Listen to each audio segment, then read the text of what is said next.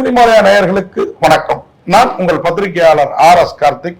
என் அருகில சக்தி சரவணன். வணக்கம். நாங்க ரெண்டு பேரும் இப்போ விமர்சன விவாதம் நிகழ்ச்சியில பார்க்க இருக்கிற படம் once upon a time in Madras. Once upon a time in Madras. அழகா சொல்றீங்க. ஆங்கில டைட்டில். இங்க ஹாலிவுட் படம் நினைச்சிடாதீங்க, நம்ம கோலிவுட் படம் தான். நம்ம ஆட்களால எடுக்கப்பட்ட படம். நம்ம மக்கள் தொடர்பாளர், பத்திரிகையாளர் ஒருத்தர் வந்து மக்கள் தொடர்பாளர் கேப்டன் MP ஆனந்த் கேப்டன் இருந்தாரு விஜயகாந்த் கிட்ட PRO.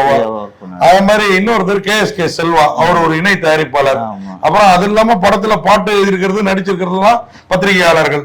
ஜெகன் செட் நடிச்சிருக்காரு, ஜெகன் கவின்ராஜ். செல்வா KSK செல்வா போலீஸ் இன்ஸ்பெக்டரா வர்றாரு. உண்மையா நல்லா தான் பண்ணிருக்காங்க. படம் வந்து என்னன்னா கொஞ்ச நேரம் ஒரு துப்பாக்கி இவ்வளவு நேரம் டிராவல் பண்ணுதாங்கிறது மட்டும் கொஞ்சம் யோசனையா இருந்தது. வேற ஒண்ணும் இல்ல கதை. கொஞ்ச நாளைக்கு முன்னாடி ஒரு மிலிட்டரி ஆபீசர் தோட்டத்துல மாங்காய் தட்டினா அப்படின்னு சொல்லி பாரிஸ் கார்னர் கிட்ட சுட்டாருல்ல, அந்த கதை தான். அந்த சுட்ட துப்பாக்கியை அவரை மறைக்கிறதுக்கு கூவத்துல தூக்கி போடுறாரு. அது கூவத்துல கிடக்குற ஒரு தர்மாகோல் மேல விழுந்து, இந்த தர்மாகோல் மிதக்கும் இல்லையா, அது அப்படியே டிராவல் ஆகுது.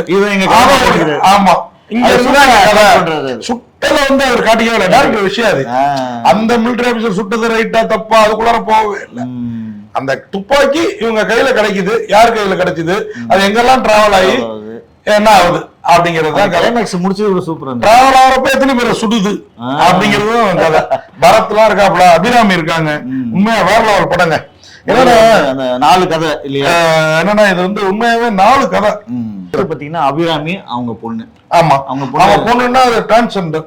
அதாவது இந்த ஆணா இருந்து பெண்ணா மாறிட்டு இருக்குது. கார்த்தியா இருந்து ஆர்த்தி மாறுது. எனக்கு அந்த வேற கார்த்திங்கிற கம்பீரமான பேர் அப்படி ஆர்த்தி ஆக்கிட்டீங்களே அப்படின்னு தோணுச்சு. அதுவும் அபிராமி வந்து அந்த தூய்மை பணியாளரை நல்லா உழைச்சிருக்கிறாங்க. அவங்க ஒரு இடத்துல கடன் வாங்கிடுறாங்க பொண்ணோட படிப்புக்காக. அந்த பொண்ணுக்கு மெடிக்கல் படிக்கணுங்கிறது கனவு. அதுக்காக நல்லா படிக்க வைக்கிறாங்க. கோச்சிங் சென்டருக்காக கடன் வாங்குறாங்க. அந்த கடனை அடைக்க முடியல. அந்த கடன் கொடுத்தவன் ஒரு பெரிய டானு. அந்த டான் வந்து பெண் இருக்கிற வீட்டுல என்ன பண்ணுவான் அப்படிங்கறதுதான். இன்னொன்னு தலைவாசல் விஜய் அவர் ஒரு பத்திரிகை ஆசிரியர், பெரிய பத்திரிகை காரெல்லாம் வச்சிருக்காரு, ஜாதி வெறி பிடிச்சவரு. அவரு பொண்ணு ஒருத்தன லவ் பண்ணுது. அந்த லவ் பண்றவனே இவர் எதாச்சியா கல்யாணம் பண்ணிக்க போற நாள் இன்னைக்கு சந்திக்கிறாரு. என்ன நடக்குதுங்கிறது ஒரு பக்கம். அடுத்து பரத் வந்து பாவம். உண்மையா பரத் இந்த மாதிரி கேரக்டர் எல்லாம் எடுத்து நடிக்கிற காதல் பரத்தா இது அப்படிங்கிற லெவல்ல. ஏன்னா அவர் இன்னைக்கு சினிமாவில இருக்கணுங்கிற அந்த ஆர்வத்துல கதைக்காக அந்த 4 கேரக்டர்ல அவர் போர்ஷன் வந்து பெருசாலாம் கிடையாது, ஆனா அழகா இருக்கு. பரத் ஒய்ஃபோட கிட்னில ப்ராப்ளம், 2 கிட்னி வந்து மாத்தணும். அதுக்காக வந்து ஒரு 50 லட்சம் டாக்டர் கேட்பாரு. ஒரு சமூக சேவைக்கு தரன் இருக்காரு சொல்லிருக்காங்க. அந்த சமூக சேவைக்கு வந்து தரன் சொன்னதுனால இவர் ஆனா அந்த ஆபரேஷன் செலவுகளுக்கு காசு ரெடி பண்ணணும். ஒரு 15 லட்சம் 20 லட்சம் ரெடி பண்ணணும். அதுக்கு போராடுறாரு. இவர் ஒரு மர்டர் பண்ண போறாரு. இல்ல அதுதான் அந்த மர்டர் இந்த துப்பாக்கியால பண்ண போறாரு. அங்க என்ன நடக்குது, இந்த துப்பாக்கி தானா வேற துப்பாக்கியா? அந்த மர்டர் பண்ணதுனால இவர் பொண்டாட்டிக்கு காசு கிடைச்சிருச்சு, ஆபரேஷன் நடந்துச்சா இல்லையா? அங்க ஒரு ட்விஸ்ட், பிரமாதமான ட்விஸ்ட். அது அடுத்து பாத்தீங்கன்னா இந்த சங்கர், அவங்க டி சங்கரா அவரு கல்யாணம் பண்ணுவாரு. அந்த ஒய்ஃப் பாத்தீங்கன்னா புது பொண்ணு. ஃபர்ஸ்ட் நைட் எடுத்தோன்னே ஃபர்ஸ்ட் நைட் தான் காமிப்பாங்க. அந்த பொண்ணுக்கு சூப்பர் சீன் சொன்னீங்களே, அவங்க அம்மா எல்லாம் கூட நல்ல நடிகை. ஆமா, அந்த பையனுக்கு கல்யாணம் பண்ணி வச்சிருவாங்க. பெரிய குடும்பம். அது வெளியில போகணும், ரொம்ப ஆர்த்தடாக்ஸான குடும்பம். வெளியில போகணும்னா கூட புடவை கட்டிட்டு தான் போகணும், இதெல்லாம் போட்டு போக கூடாது. இந்த பொண்ணு ஒரு நாள் நைட்டு ஏஞ்சி தண்ணி குடிக்கிறதுக்காக எந்திரிக்கும், பக்கத்துல புருஷன் இருக்க மாட்டான்.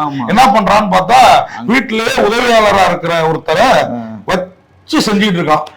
அதுல அந்த பொண்ணு வெகுண்டு எழுது, ஏன்பா இது என்னப்பா வீட்டுல வேலைக்கு இருக்கிறவங்கள செய்யறதுதானப்பா அப்படின்ற மாதிரி யோசிச்சோம்னா அது கூடா உறவா இருக்கு. அது என்ன உறவு ஏதுங்கிறது நீங்க படம் அவனை கேக்குறான். அங்க ஒரு ட்விஸ்ட் பாருங்க. அவன் கேட்பான், அப்போ என் வயிற்றுல யாரும் அப்பன்னா அங்க ஒரு விஷயம், அங்க ஒரு ட்விஸ்ட். அது கொஞ்சம் ஜாஸ்தியா தென்பட்டது. ஆக்சுவலா இவங்க வந்து இந்த ஹோமோசெக்ஸ் தான் சொல்லியிருக்காங்க. ஹோமோசெக்ஸ் வந்து நம்ம ஆட்கள் புரிஞ்சுக்கிறது வந்து ரொம்ப தப்பா இருக்குது. அதாவது ஹோமோசெக்ஸ்ல என்னன்னா, ஹோமோல வந்து ஒரு ஆண் இருப்பான், ஒரு ஆணே பெண்ணா இருப்பான். இந்த ஆணா இருக்கிறவன் இருக்கான்ல, அவன் ஒன்லி ஹோமோ மட்டும் பண்ண மாட்டான், பெண்கள்ட்டையும் போவான். புரியுதா உங்களுக்கு? அது புரியாத மாதிரி சில சீன்ஸ் இருக்கு. ஒருவேளை நம்ம கேட்டோம்னா அந்த கேரக்டர் தான் அந்த பெண் கேரக்டர், ஆம்படையா கேரக்டர் தான் அப்படின்னு சொன்னாங்க. அதனால நம்ம அந்த இடத்துல தெளிவுபடுத்த வேண்டியது. ஓகேங்களா? இது வந்து பல பேருக்கு புரியாது. நீங்க வந்து லெஸ்பியன்ல தான் 2 பெண்கள் சேர்ந்தா ஹஸ்பண்ட கிட்டக்கே நெருங்க விட மாட்டாங்க. ஆனா ஹோமோசெக்ஸ்ல இருக்கிறதுல ஒரு ஆண் இருக்கான்ல, அவன் பெண்ணா இருக்கிறான்ல, அவனுக்கு பார்ட்னரா ஒரு ஆண் வந்து பெண்ணா இருப்பான், அந்த கேரக்டரோடையும் வச்சுப்பான், வெளியே வச்சுப்பான். அந்த பெண்ணா இருக்கிற ஆண் கேரக்டர் வந்து பொண்டாட்டியா இருந்தா கூட தொடாது. புரியுதா உங்களுக்கு? ஆனா அந்த ஆணா நடந்துக்கிறவன் ஆணாதான் இருப்பான் எல்லா இடத்துலயும். பெண்கள்கிட்ட பொண்ணு எப்படி வெகுண்டு எழுந்தது அந்த கதை உண்மையாவே வேற 4 கதைக்கு டிராவல் பண்றதுதான் பெரிய விஷயம். 4 கதை உண்மையாவே இந்த 4 இடத்துல துப்பாக்கி டிராவல் படுது, எத்தனை பேரை சுட்டு தள்ளுது, கடைசியில அந்த துப்பாக்கி எங்க போச்சு என்ன ஆச்சு அப்படிங்கறதா.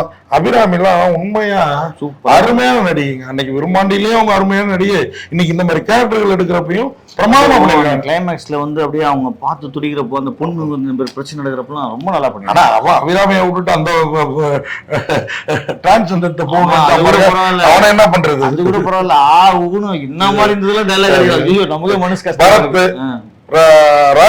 ராஜாஜி தான் அந்த அபிராமிக்கு உதவுற ஒரு சமூக சேவகர்.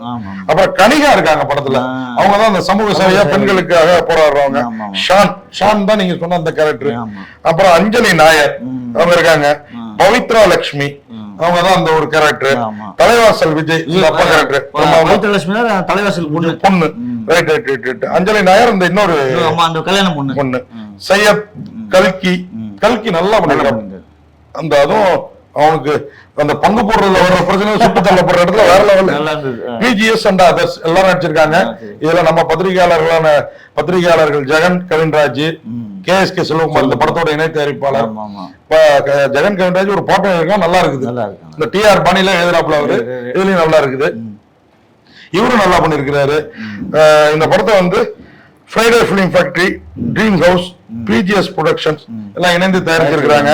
கேப்டன் MP ஆனந்த் நம்ம ஏற்கனவே சொல்லிட்டோம். கேப்டன் இருந்தவங்க யாராவது சோட போயிருக்காங்களா? இவரும் தயாரிப்பாளரா ஜெயிச்சிருவாருங்கிறது தெரியுது. பிரசாத் முருகனோட இயக்கத்துல படம் கொஞ்சம் சில இடங்கள்ல கொஞ்சம் இதெல்லாம் தேவையா அப்படின்னு தோணினாலும், இந்த மாதிரி படங்கள் சமூகத்திற்கு தேவை. அது வந்து ஒரு துப்பாக்கி அவர் கதை சொல்ல ஆரம்பிச்ச இடமே ரொம்ப அழகா இருந்தது. நீங்க பாருங்க, பார்த்தா உங்களுக்கும் once upon a time in Chennai கண்டிப்பா பிடிக்கும். டுடேவும் பிடிக்கும், இன்னைக்கும் பிடிக்கும். ஆமா. நன்றி, வணக்கம். இந்த வீடியோ உங்களுக்கு பிடிச்சிருந்தா லைக் பண்ணுங்க, கமெண்ட் பண்ணுங்க, ஷேர் பண்ணுங்க, சப்ஸ்கிரைப் பண்ணுங்க.